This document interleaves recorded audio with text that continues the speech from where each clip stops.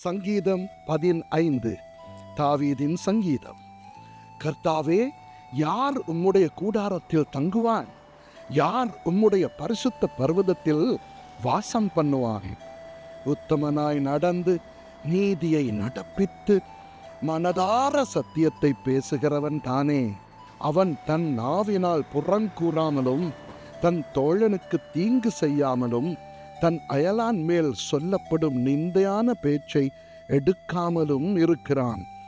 ஆகாதவன் அவன் பார்வைக்கு தேழ்ப்பானவன். கர்த்தருக்கு பயந்தவர்களையோ கனம் பண்ணுகிறான். ஆணையிட்டதில் தனக்கு நஷ்டம் வந்தாலும் தவறாதிருக்கிறான். தன் பணத்தை வட்டிக்கு கொடாமலும் குற்றமில்லாதவனுக்கு விரோதமாய் பரிதானம் வாங்காமலும் இருக்கிறான். இப்படி செய்கிறவன் என்றென்றைக்கும் அசைக்கப்படுவதில்லை. ஆமென்.